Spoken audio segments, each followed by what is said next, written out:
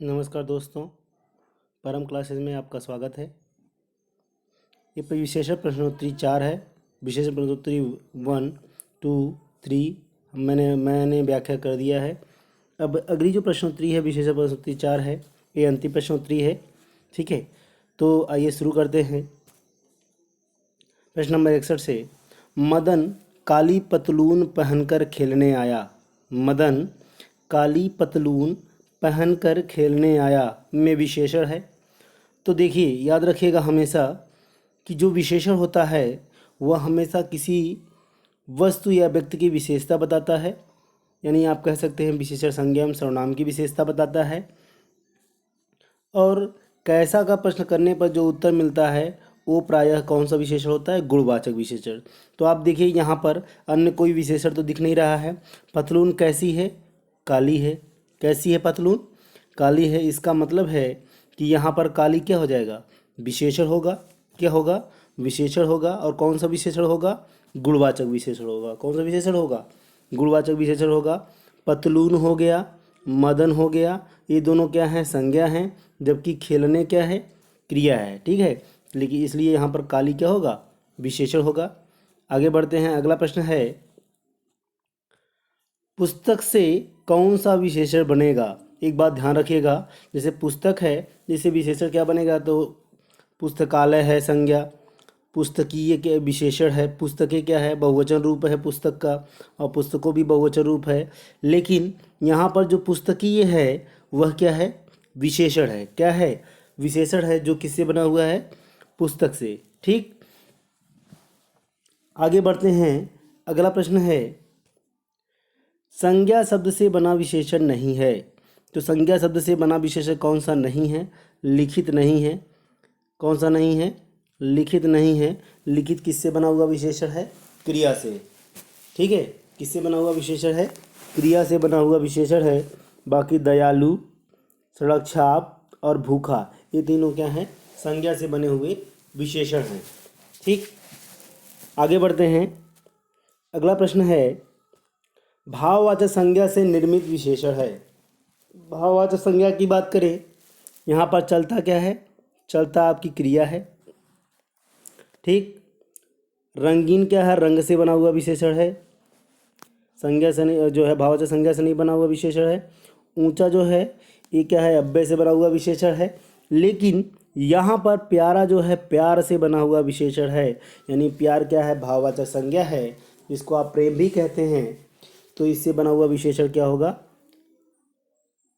प्यारा। इसलिए विकल्प कौन सा सही है? बी। आगे बढ़ते हैं। अगला प्रश्न है, किस वाक्य में परिमाणवाचक विशेषण है? किस वाक्य में परिमाणवाचक विशेषण है? तो परिमाण का मतलब क्या होता है भाई? माप तौल होता है। इसका मतलब जहाँ पर माप तौल का बोध होगा वहाँ पर ही परिमाणवाचक विशेषण होगा। देखिए, खेल का मैदान लंबा है, तो यहाँ पर जो है परिमाणवाचक विशेषण की बात नहीं है। पंकज अच्छा गायक है, मैं सफ़ेद कमीज नहीं पहनता, इस बार बारिश में बहुत ओले गिरे। यहाँ पर बहुत क्या है? विशेषण है, लेकिन कौन सा विशेषण होगा?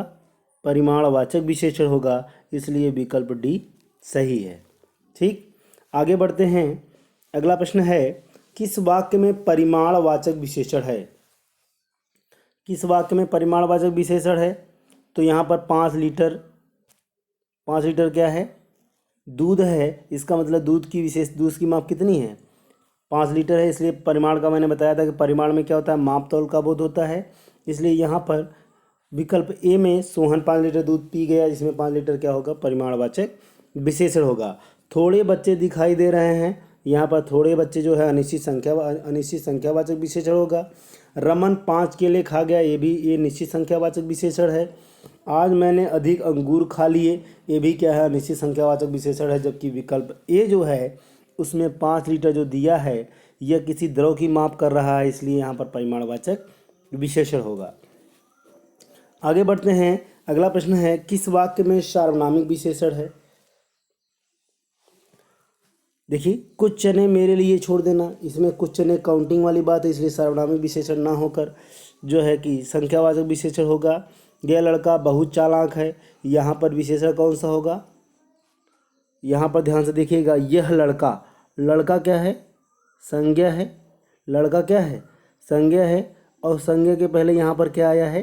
यह। और मैंने आपको बताया है कि किसी भी संज्ञा के पहले यदि कोई सर्वनाम शब्द उस संज्ञा की विशेषता बताता है तो वह सर्वनाम शब्द क्या माना जाएगा? सार्वनामिक विशेषण माना जाएगा। इसलिए विकल्प बी सही है।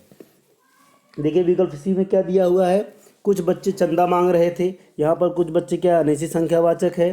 प्रतीक 5 खेले खा गया, यहाँ पर निश्चित संख्यावाचक है। लेकिन विकल्प जो है बी में, यह लड़का में, यह क्या है? सार्वनामिक विशेषण है। आगे बढ़ते हैं। अगला प्रश्न है, किस वाक्य में सार्वनामिक विशेषण है? तो किस वाक्य में सार्वनामिक विशेषण है? रैली में लाखों लोग पहुँचे, यहाँ पर अनिश्चित संख्यावाचक विशेषण है। थोड़ा दूध लाया हूँ, यहाँ पर थोड़ा क्या है? परिमाणवाचक विशेषण है। किताब के थोड़े पन्ने बाकी हैं, तो यहाँ पर थोड़े क्या है? अनिश्चित संख्यावाचक विशेषण है। तो विकल्प 3 जो है ए बी सी क्या है? सार्वनामिक विशेषण नहीं है। इसका मतलब विकल्प डी सही होगा। ये तो हमने ऑप्शन से बता दिया। अब देखिए यहाँ पर खंबा क्या है? संज्ञा है। और संज्ञा के पहले क्या आया है? वह। और वह क्या है? सर्वनाम है। और अगर किसी संज्ञा के पहले यदि कोई सर्वनाम शब्द आए तो वह हमेशा क्या होता है? सार्वनामिक विशेषण। इसलिए विकल्प डी सही होगा। ठीक, आगे बढ़ते हैं। अगला प्रश्न है, किस क्रमांक में, क्रमांक का मतलब विकल्प, किस विकल्प में संकेतवाचक विशेषण नहीं है? एक बार बता दें आपको, सार्वनामिक विशेषण को ही संकेतवाचक विशेषण भी कहते हैं। ठीक है, इसलिए कन्फ्यूजन आपको नहीं होनी चाहिए। अब देखिए, उस गाय को चारा डालो, उस गाय को चारा डालो। ठीक है, यहाँ पे है। यह लड़का सुंदर है, यहाँ पर भी है। वह घर अब यहाँ नहीं है, इसमें भी है। लेकिन थोड़ा भोजन करो, इसमें जो थोड़ा है वो परिमाणवाचक विशेषण है, न कि संकेतवाचक विशेषण।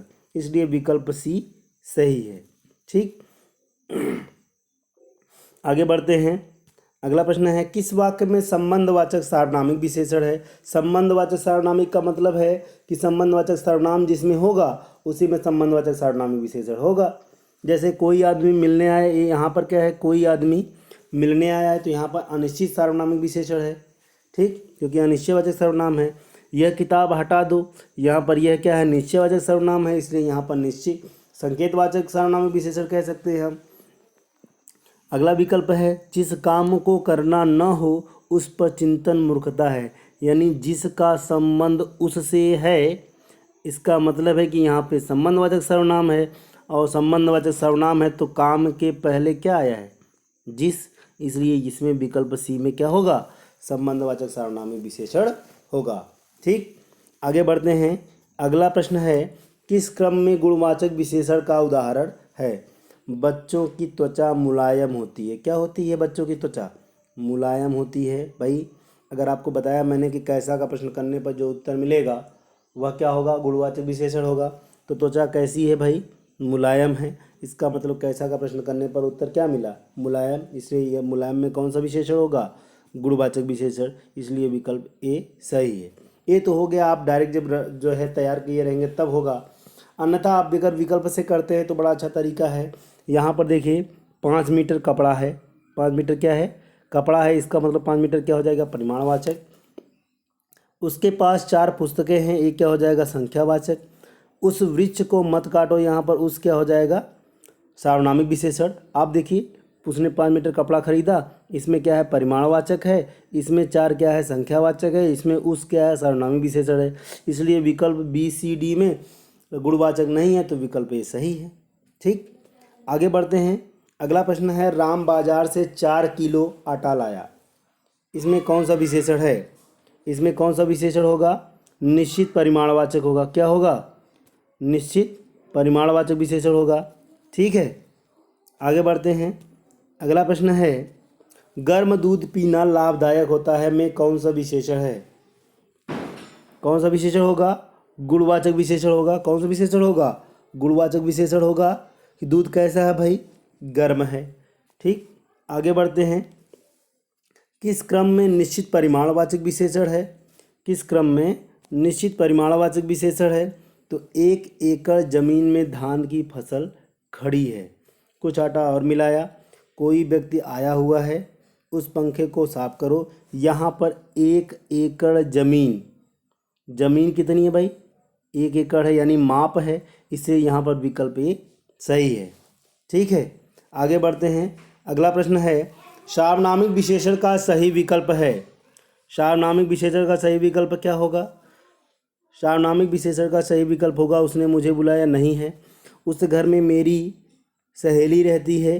ठीक है, किसी को कुछ दे दो। यहाँ पर जो आदमी कल आया था वह मेरा भाई है। यहाँ पर आदमी के पहले क्या आया है? जो, इसलिए सही विकल्प क्या होगा? डी होगा। ठीक, आगे बढ़ते हैं। अगला है, जिन शब्दों की विशेषता बताई जाए वह क्या होता है? जिन शब्दों की विशेषता बताई जाती है वह विशेष्य होता है। क्या होता है? विशेष्य होता है। ठीक, आगे बढ़ते हैं। अगला प्रश्न है, उत्कर्ष का विशेषण क्या होगा? उत्कर्ष का विशेषण क्या होगा? उत्कृष्ट होगा। क्या होगा? उत्कृष्ट होगा। ठीक है, संस्कृत का भी किसी विशेषण क्या होगा? सांस्कृतिक होगा। क्या होगा? सांस्कृतिक होगा। ठीक, आगे बढ़ते हैं। अगला प्रश्न है, किस वाक्य में अच्छा शब्द का प्रयोग विशेषण के रूप में हुआ है? तो किसमें हुआ है भाई? यह स्थान बहुत अच्छा है। यह स्थान कैसा है भाई? बहुत अच्छा है, इसलिए विकल्प बी कौन सा सही है। ठीक है, इसमें क्या है? अच्छा शब्द का प्रयोग विशेषण के रूप में किया गया है। आगे बढ़ते हैं। अगला प्रश्न है, नीचे दिए जोड़ों में से जो सही नहीं है उसको छांटिए। वर्ष का वार्षिक ये सही है। वन का वन्य ये भी सही है।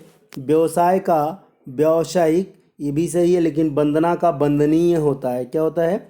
वंदनीय होता है, बंदकी नहीं होता है, इसलिए विकल्प डी सही है। ठीक, धन्यवाद दोस्तों। अगला वीडियो मैं जल्दी लेकर आऊँगा, तब तक के लिए नमस्कार।